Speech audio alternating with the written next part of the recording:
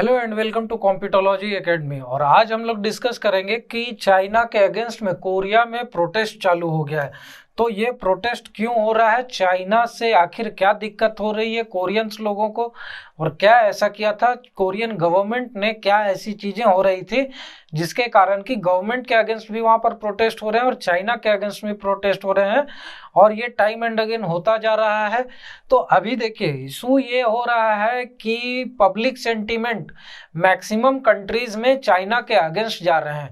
2019 के आउटब्रेक के बाद से, जो कोरोना वायरस का हुआ उसके बाद से वर्ल्ड वाइड जो है चाइनीज के अगेंस्ट में सेंटीमेंट गड़बड़ होते जा रहे हैं। और यही चीज यहाँ पर अभी साउथ कोरिया में देखने को मिल रही है, क्योंकि साउथ कोरिया में अभी एक सिटीजनशिप लॉ पास होने वाला था, और उस लॉ को जो पास करते अगर साउथ कोरियंस, तो वहां पर ये चीजें, वहां के जो डेमोग्राफिक कंपोजिशन है, वहां की आबादी की जो जनता की जो कंपोजिशन है वो बदल सकती थी, और इसीलिए वहां की जो आम जनता है उन्होंने प्रोटेस्ट करना चालू कर दिया। तो आइए इस चीज को डिटेल में देखते हैं, और हमारे चैनल को सब्सक्राइब कर लें, बेल आइकन को भी दबा दें, ताकि जब भी हम नई वीडियोस डालें तो उसकी इन्फॉर्मेशन आप तक पहुंचती रहे।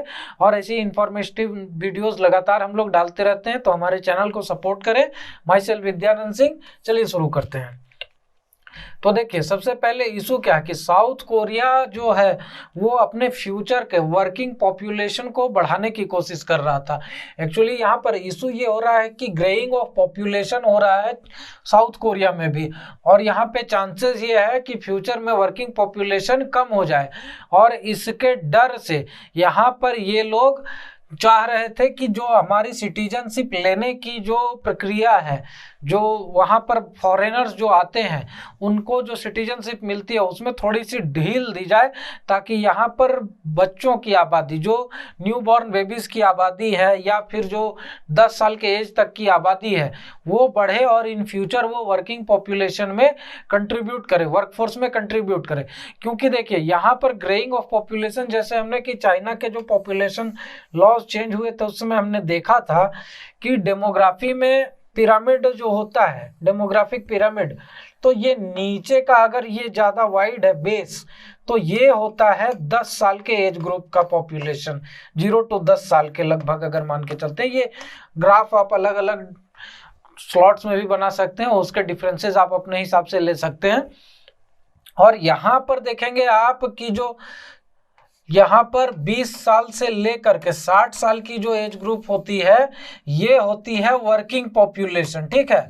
और यहाँ पर इशू यहीं पे होता है, ग्रेइंग ऑफ पॉपुलेशन में क्या होता है कि यहाँ पे जो आबादी 60 साल से ऊपर की है उनकी आबादी ज़्यादा हो जाती है, और यहाँ पर इशू है कि जो 60 साल से ऊपर की आबादी है प्लस 20 साल से नीचे की आबादी है, इसे हम लोग कहते हैं डिपेंडेंट पॉपुलेशन। ये डिपेंडेंट किन पे रहती है, तो ये वर्किंग पॉपुलेशन पे डिपेंडेंट रहती है, क्योंकि इनकम जो भी जनरेट होगा वो वर्किंग पॉपुलेशन जनरेट करती है, ना कि ये 0 to 20 वाले या फिर 60 से ऊपर वाले हल्का फुल्का करते हैं। लेकिन मेजॉरिटी जो मेजर इनकम जनरेशन होता है, क्योंकि वर्क फोर्स में यही लोग मेनली कंट्रीब्यूट करते हैं। और यहाँ पर कोरिया के साथ इशू ये हो रहा है कि इनका जो पॉपुलेशन का अगर बेस हम लोग देखें तो ये पतला है, नीचे के जो पॉपुलेशन है, बर्थ रेट यहाँ पर कम है, जिसके कारण कि 0 to 10 का जो पॉपुलेशन है वो कम है। और इन फ्यूचर आज से डाउन द लाइन 10 से 20 साल के बाद ये लोग यहाँ पर पहुंचेंगे वर्किंग पॉपुलेशन में, और ये कम रहेगा। तो यहाँ पर डिपेंडेंट पॉपुलेशन ये रहेगी सो रहेगी, ऊपर से ये वर्किंग पॉपुलेशन एज्ड पॉपुलेशन में आ जाएगा, तो यहाँ पर ये वाइड हो जाएगा। और ये जब ग्राफ जब वाइड होगा तो यहाँ पर ये जो वर्किंग पॉपुलेशन श्रिंक करेगी, ये इन्हें सस्टेन करने में, जो डिपेंडेंट पॉपुलेशन है इनके लिए सफिशिएंट इनकम जनरेट करने में, सफिशिएंट लाइवलीहुड जनरेट करने में हो सकता है कि कैपेबल न हो। और इसीलिए कोरिया चाह रही है कि यहाँ पे हम लोग अपनी सिटीजनशिप लॉज को थोड़ा ढील दें, ताकि वहां पर जो भी फॉरेनर्स रहते हैं उनके जो बच्चे हैं वो नेचुरलाइजेशन के थ्रू यहाँ पर सिटीजनशिप ले सकें। पहले क्या होता था, नेचुरलाइजेशन के थ्रू जो भी सिटीजन्स लगभग 10 साल वहां पर रहते हैं, इंडिया में भी कुछ ऐसा ही प्रोसेस है 9-10 साल का, उसके डिटेल में हम लोग बाद में जाएंगे पॉलिटिक की वीडियोस में। तो यहाँ पे जब नेचुरलाइजेशन होता है उसके बाद सिटीजनशिप मिलती है। तो यहाँ पर जो प्रपोज्ड लॉ था ये सोचिए इतना इजियर कर दे रहा था कि जो भी चिल्ड्रन है फॉरेनर्स के, जो कि यहाँ पर रेसिडेंट है, फॉरेन रेसिडेंट्स जो रेसिडेंट हैं, ये यहाँ पर अपने बच्चों को साउथ कोरिया की सिटीजनशिप दिलवा सकते हैं, उनके बच्चों को साउथ कोरिया की सिटीजनशिप मिल सकती है। बस उन्हें करना ये है कि डेजिग्नेटेड ऑफिसर, जो भी ऑफिसर इस चीज के लिए अपॉइंटेड है, सिर्फ उसे एक बार नोटिफाई कर देना है कि हम रेसिडेंट फॉरेनर हैं और हमारे बच्चे यहाँ ही पर बॉर्न हुए हैं साउथ कोरिया में, और इन्हें बाय नेचुरलाइजेशन सिटीजनशिप दी जाए। लेकिन इसी बात पे यहाँ पर इशू हो गया, जो लोकल पॉपुलेशंस है, सिटीजनशिप के सिटीजन्स हैं यहाँ पे साउथ कोरिया के, उनके भड़कने का कारण भी देखिए कि क्या था। तो सबसे पहले यहाँ पर जो प्रपोज लॉ था, जैसा कि हमने कहा कि मिनिस्ट्री ऑफ जस्टिस ने यहाँ पर इसे फॉर्मुलेट किया और इसे ड्राफ्ट किया अप्रैल में। ये आज का नहीं है, अप्रैल में ही यहाँ पर ये प्रोसेस चालू हो गया था, इसकी रीडिंग हो रही थी। और यहाँ पर इसमें सिंपल सी बात थी कि लॉन्ग टर्म जो भी फॉरेन रेसिडेंट्स है वो सिंपली नोटिफाई करेंगे मिनिस्ट्री को और उसके बाद उन्हें सिटीजनशिप मिल जाएगी। लेकिन यहाँ पे सिटीजन्स को, जो साउथ कोरिया के सिटीजन्स हैं, उनके भड़कने का कारण ये हो गया कि उनका कहना था कि यहाँ पे डोमिनेट कर लेंगे चाइनीज लोग, क्योंकि सबसे ज्यादा फॉरेनर्स अगर रेसिडेंट हैं यहाँ पे, जो कि यहाँ पे काम करते हैं, यहाँ की वर्क फोर्स को कंट्रीब्यूट कर रहे हैं, तो उसमें सबसे ज्यादा आबादी जो है वो चाइनीज लोगों की है।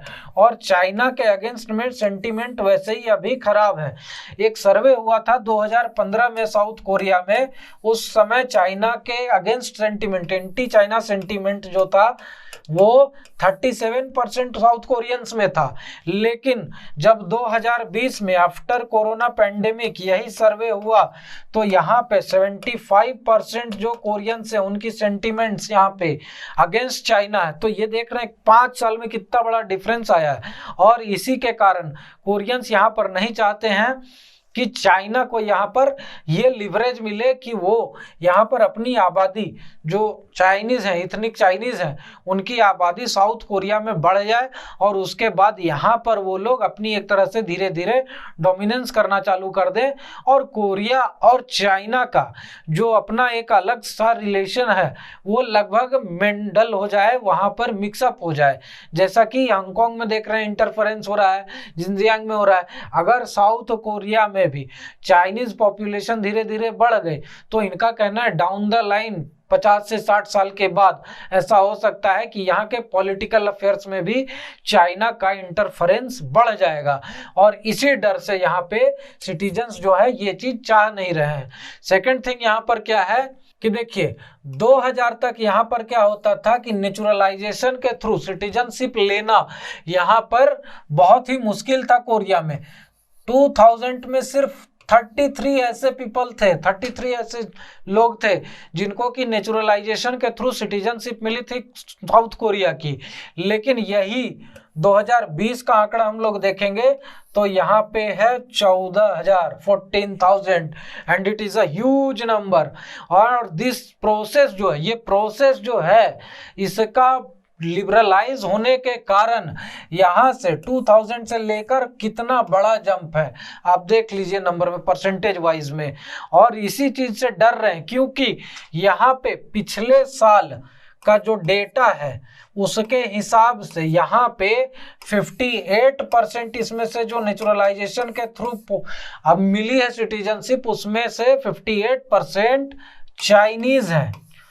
और इसीलिए साउथ कोरियंस को ये चीज डर है कि अगर ये प्रोसेस और लिबरलाइज हुई, ऑलरेडी नेचुरलाइजेशन के थ्रू इतने 14,000 में से 58% इतने लोग तो चाइनीज ही हैं, अब ये प्रोसेस और लिबरलाइज हो जाएगा कि हमें सिर्फ नोटिफाई करना अपने न्यू बॉर्न बेबीज के लिए मिनिस्ट्री ऑफ जस्टिस को, और वहां पर उन्हें सिटीजनशिप मिल जाएगी, तो इनके ऑफस्प्रिंग जो भी होंगे उन्हें भी यहाँ पर सिटीजनशिप इजिली मिल जाएगी। और धीरे धीरे ये हो जाएगा जिसको कि साउथ कोरियंस कह रहे हैं cultural conquest of south Korea. तो ये चीज, इससे सबसे ज्यादा डर रहे हैं साउथ कोरियंस कि हमारी कल्चर को दबा दी जाएगी, हमारी आइडेंटिटी को दबा दी जाएगी और चाइनीज लोग यहाँ पर इस लिबरलाइज प्रोसेस के थ्रू टेक ओवर कर जाएंगे साउथ कोरिया को। अब यहाँ पर देखिए, ये जो प्रेसिडेंशियल पिटीशन इन लोगों ने फाइल किया है, साइन किया है, इस लॉ को नहीं पास करने के लिए, इस लॉ के अगेंस्ट में जो प्रोटेस्ट चल रहे हैं उसके लिए प्रेसिडेंशियल पिटीशन साउथ कोरियंस ने साइन किया है, जो कि है 3 लाख लोग इसको सिग्नेचर कर चुके हैं। और यहाँ पर देखिए साउथ कोरिया की पॉपुलेशन भी कितनी है, जस्ट 5.17 करोड़, ठीक है, इतनी ज्यादा पॉपुलेशन भी नहीं है। और उसमें धीरे धीरे अगर चाइना को इतना लिबरलाइजेशन दे दिया जाए तो चाइना की पॉपुलेशन कितनी है, 141 करोड़। तो अगर चाहे तो साउथ कोरिया को चाइना अपने कब्जे में 20 साल के अंदर ले लेगा, 10 साल में तो वो नेचुरलाइजेशन कर लेंगे और बाकी के 10 साल में उनके ऑफस्प्रिंग्स, उसके बाद कंप्लीट आबादी चाइनीज हो सकती है। और चाइना कुछ भी कर सकता है, कम्युनिस्ट कंट्री है। और इसीलिए यहाँ पे इन लोगों ने इस चीज के अगेंस्ट में प्रोटेस्ट चालू कर दिया। प्रेसिडेंशियल पिटीशन इन्होंने साइन किया, उसके बाद इन्होंने ऑनलाइन कैंपेन्स चलाए, ठीक है, चैट रूम्स चलाए, ऑनलाइन कैंपेन्स चलाए और वहां पर इतने तीखे लहजे में लोगों ने कमेंट्स किए हैं और इतना तीखा वहां पे विवाद छिड़ा है इस पे कि ये लोग सरकार के कंप्लीटली अगेंस्ट आ गए हैं। और इनका साफ कहना है कि सरकार अगर ये बिल पास करती है तो हमारी आइडेंटिटी खत्म हो जाएगी और हम ऐसा उन्हें नहीं देंगे। और इस प्रोटेस्ट के पीछे का कारण देखिए कि चाइना को अपोज करने के लिए लोगों के पास बहुत सारे वाजिब कारण भी हैं।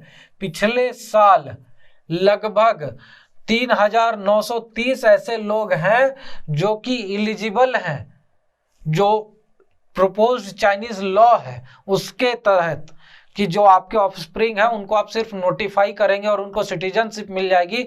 ऐसी आबादी वहां पे इस हिसाब से, सर्वे के हिसाब से 3,930 ऐसे लोग हैं जिनका कि सिर्फ मिनिस्ट्री ऑफ जस्टिस को नोटिफिकेशन देना ऑफिशियल को और उन्हें वहां की सिटीजनशिप मिल जाएगी। लेकिन यहाँ पर सबसे बड़ी बात यह है कि इतने एलिजिबल लोगों में से 3,725 सिर्फ चाइनीज हैं। देख रहे हैं एलिजिबिलिटी। तो यही चीज, इसी चीज का डर है साउथ कोरियंस को कि यहाँ पे जो भी मैक्सिमम पॉपुलेशन नेचुरलाइजेशन के थ्रू जो पा भी रही है सिटीजनशिप, उसमें मैक्सिमम चाइनीज है। उनके ऑफस्प्रिंग्स जो एलिजिबल भी होंगे वो भी, उनका भी मैक्सिमम नंबर चाइनीज ही रहेगा। तो यहाँ पे चाइना जो है सो उनकी हेरिटेज को खत्म करने पे लगा हुआ है।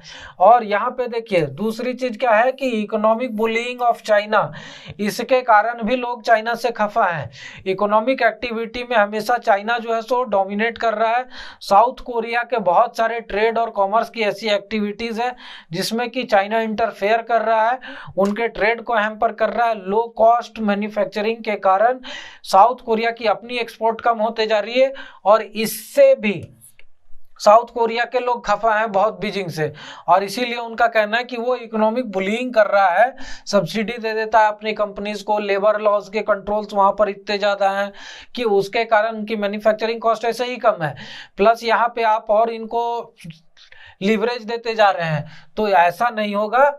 ये एक उनका अपना फ्रस्ट्रेशन निकालने का एक जरिया है जिसके कारण कि वो इस लॉ को पास होने देना नहीं चाह रहे हैं, क्योंकि वो वैसे ही बीजिंग से खफा है। थर्ड थिंग यहाँ पर क्या है कि poor handling of covid crisis, ये सबसे बड़ा मुद्दा। और सबसे ज्यादा अभी किसी भी कारण से अगर लोग चाइना से नफरत कर रहे हैं तो सबसे बड़ा मुद्दा यही है, क्योंकि यहाँ पे इसके कारण लगभग वर्ल्ड का शटडाउन चल रहा है पिछले 1.5 साल से। और इस चीज से, जो पुअर हैंडलिंग है कोविड-19 के क्राइसिस का, इस चीज से वर्ल्ड को इकोनॉमिक लॉसेस बहुत ज्यादा हुए हैं।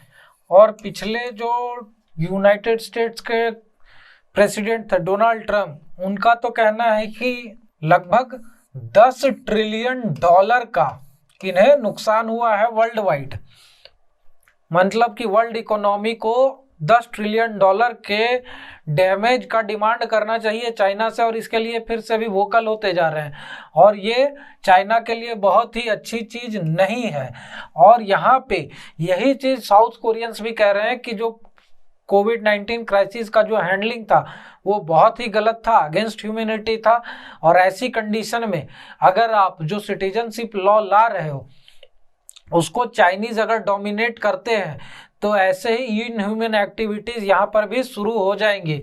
और लास्टली उन्होंने कहा कि जो चाइना का असर्शन है, चाइनीज लोग जो मतलब कि हमारे ही चीजों को, हमारे ही कल्चरल एस्पेक्ट्स को अपना बता रहे हैं, जो कि हमें बहुत ही प्यारा है, बहुत ही डियरली हेल्ड एस्पेक्ट्स है कोरियंस का, उसको चाहे वो फूड का हो चाहे कल्चर का हो, उसको वो आप अपना बताते हैं। जैसे कि हाल फिलहाल में अभी खिमची वाला केस हुआ। खिमची के केस में क्या हुआ कि चाइना ने कहा कि खिमची एक चाइनीज फूड है, and the South Koreans retaliated against it widely. उनका सीधा कहना था कि चाइनीज लोग हमारे जो फूड है, हमारी जो कल्चरल एस्पेक्ट्स है उसको खुद का बताते हैं। या फिर यहाँ पर ये फैनबॉब कपड़ा है, ये एक तरह का अटायर है, एक ट्रेडिशनल अटायर है, ट्रेडिशनल कपड़ा है, ड्रेस है साउथ कोरियंस का, और इसे भी ये बहुत डियरली मानते हैं और बहुत ही रेस्पेक्टेड तरीके से देखते हैं। इसे भी चाइना ने कहा क्या कि ये हमारा है। और इन दोनों मुद्दों पर भी लेकर चाइनीज लोगों से जो साउथ कोरियंस है बहुत ज़्यादा खफा है। और इसमें अभी हाल फिलहाल में जो रिबेल हो रहा है कोरियंस का कि इस सिटीजनशिप लॉ के अगेंस्ट में, उसके सपोर्ट में, उस लॉ के सपोर्ट में जो चाइनीज कम्युनिटी है साउथ कोरिया में, वो लोग एक ईस्ट कोरिया पोस्ट के नाम से न्यूज़पेपर भी, लोकल न्यूज़पेपर जो चाइनीज स्पेसिफिक है उसे निकालते हैं। और उनका कहना है कि ये इनकी गलत अवधारणा है, ये डिस्टॉर्टेड फैक्ट्स है, और ये लोग स्पेसिफिकली चाइनीज को टारगेटेड कर रहे हैं, जो कि प्री कंसीव्ड नोशन है, पूर्वानुमान है, और ऐसा कोई मुद्दा नहीं है। ये फालतू में हमारे पीछे पड़े हुए हैं, जबकि हम लोग ऐसा कुछ करने वाले हैं नहीं। उनका ये भी कहना है कि बहुत सारे चाइनीज ऐसे भी हैं जो कि इथनिक रूप से कोरियन ही है।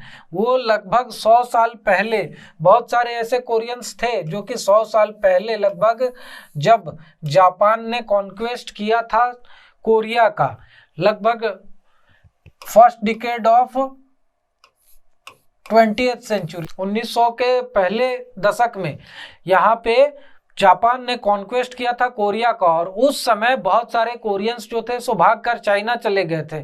तो बहुत सारे चाइनीज का ये कहना है कि हमारा जो रूट्स है, हमारी जो इथनिसिटी है वो कोरियन ही है, और हमसे कोरिया को कोई प्रॉब्लम नहीं है। लेकिन यहाँ पर कोरियंस गलतफहमी में है और इसीलिए वो हमारे अगेंस्ट बोल रहे हैं। तो यहाँ पे बाकी आगे देखना है कि क्या होता है। हालांकि वहाँ पर जो लॉ के जानकार हैं साउथ कोरिया के, उनका स्टेटमेंट है कि गवर्नमेंट इस बिल के साथ आगे बढ़ने वाली नहीं है, क्योंकि इतनी बड़ी अपराइजिंग के बाद, इतना वाइड प्रोटेस्ट के बाद ये ठंडे बस्ते में ही जाएगा, क्योंकि यहाँ पे गवर्नमेंट अपने सिटीजन्स को नाखुश करके दूसरों को सिटीजनशिप देने की गलती नहीं करेगी, और ये लॉ नहीं पास होगा। यहाँ पे मैक्सिमम लोगों का, जानकार का यही कहना है। बाकी अब देखते हैं कि इसमें क्या होता है, चाइना का क्या रिप्लाई आता है। हालांकि चाइना तो सीधा ही कह रहा है कि यहाँ पर चाइना के अगेंस्ट में सारा सेंटीमेंट्स जबरदस्ती का बनाया जा रहा है, और ऐसा कुछ चाइना कर नहीं रहा है। चाइना को गलत वे में पोर्ट्रे किया जा रहा है। बाकी जो भी होगा देखते हैं क्या निकल कर आता है। हमारे वेबसाइट्स पर वेरियस कोर्सेज चल रहे हैं, उन्हें भी आप परचेज कर सकते हैं www.computology.com पे। सब्सक्राइब बटन को दबा दें और बेल आइकन को भी दबा दें, ताकि जब भी हम नई वीडियोस डालें तो उसकी इन्फॉर्मेशन आप तक पहुंचती रहे। हमारे चैनल को भी सपोर्ट करें और शेयर करें। Thank you very much and have a nice day.